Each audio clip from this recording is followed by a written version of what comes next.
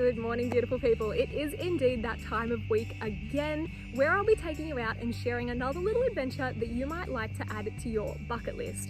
For me personally, it is week 4 of 2023 already. I know this year is absolutely flying, but that means it is week 4 of ticking off my bucket list. So in this video, we're going to be jumping out into that gorgeous high country and we're going to be going for a little bit of a trail ride.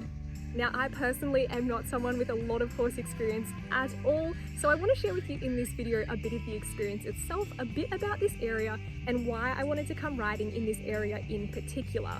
For the moment, I am at the Murchison's Gap lookout. We're going to be heading straight into Mansfield today, and I'm going to share a little bit more from there with you.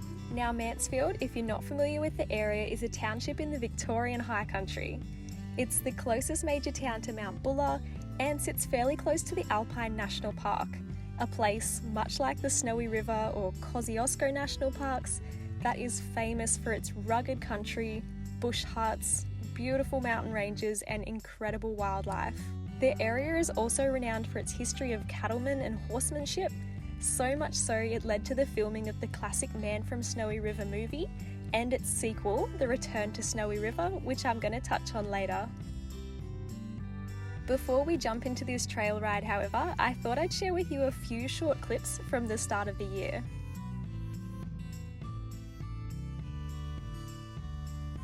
I'd been wanting to jump on a horse for a while, so that is exactly what is going on here just a few weeks ago. It was probably my second ride ever and first ride in at least 10 years, so I was very, very lucky to have family friends let me do that. In fact, this is our friend Tim. You can see here in this video with me leading us around. He does compete with his horses and raise them himself, so it was a wonderful opportunity to learn and certainly made me feel a lot more confident to go off and ride somewhere else, which I am very grateful for. That said, I am going to jump straight into this trail ride, and if you're wondering about going yourself, please know you don't actually need any prior experience, but I would certainly say it helps to at least be comfortable around horses, being such big animals to start with.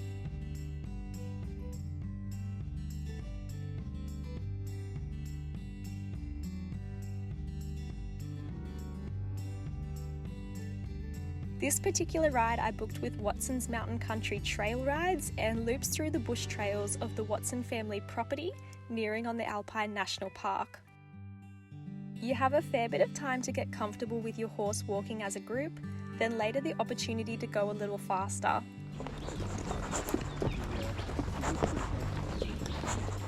Absolutely terrible videoing on my part here. I had my GoPro clipped to my shirt and just about lost it the second we started cantering, but such an amazing feeling. You can certainly imagine how it would feel to truly ride through these mountains if you had the skills and incredible bond with your horse that many professional riders do.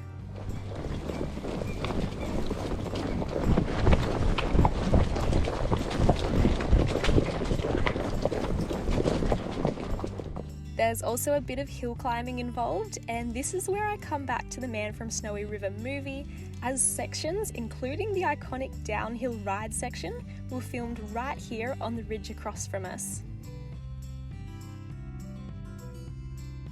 If you need a little reminder of the movie or just haven't gotten around to watching it yet, keep in mind it was released back in 1982. It is a tale of a young man who comes down from the Snowy River country after his father's unfortunate death and, despite many setbacks, falls for a rancher's daughter and becomes an accomplished horseman, hence creating a name and legend for himself as such.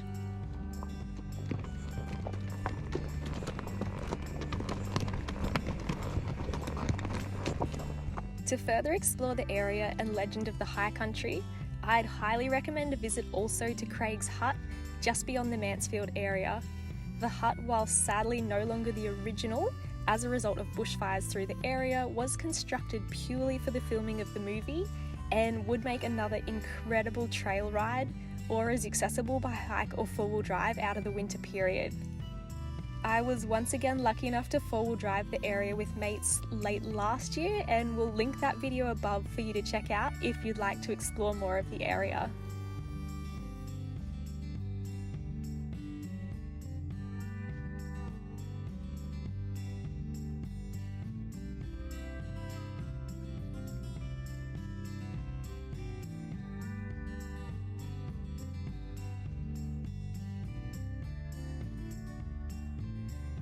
Back to our ride, you do obviously then complete some downhill sections and get the chance to take in more of the area.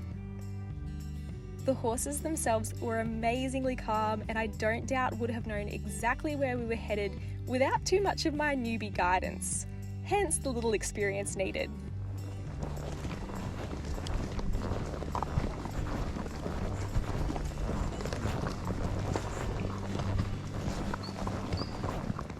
The property owner Michael additionally was wonderful to ride with and kind enough to stay back afterwards for a chat and for me to be able to take some photos of their horses.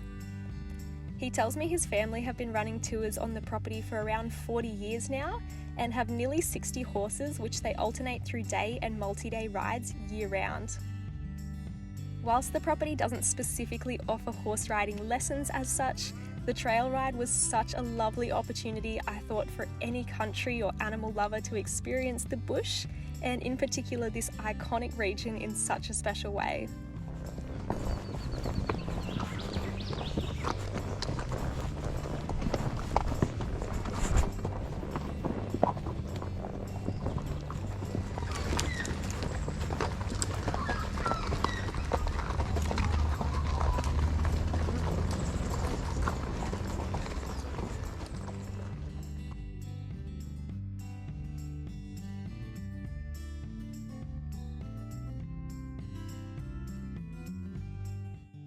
So there we go, guys. Once again, a really beautiful experience today that I'm certainly glad I did get to tick off myself. Hope you enjoyed watching along with me at home. And while I've still got you here, I feel like I do need to say a massive thank you to the staff and group I had with me today. Obviously, if you're doing a group activity, the group makes or breaks it, but the staff were all really lovely, really considerate and helpful to everyone involved. So I would highly recommend them if you're thinking of getting out here yourself and checking out a trail ride or horse riding experience. Personally, I am just about to head off to Melbourne or maybe Geelong even tonight. I do have some more plans down there that I'll be able to share with you shortly. But as I said, I hope you enjoyed this one and I'll catch you all again next week.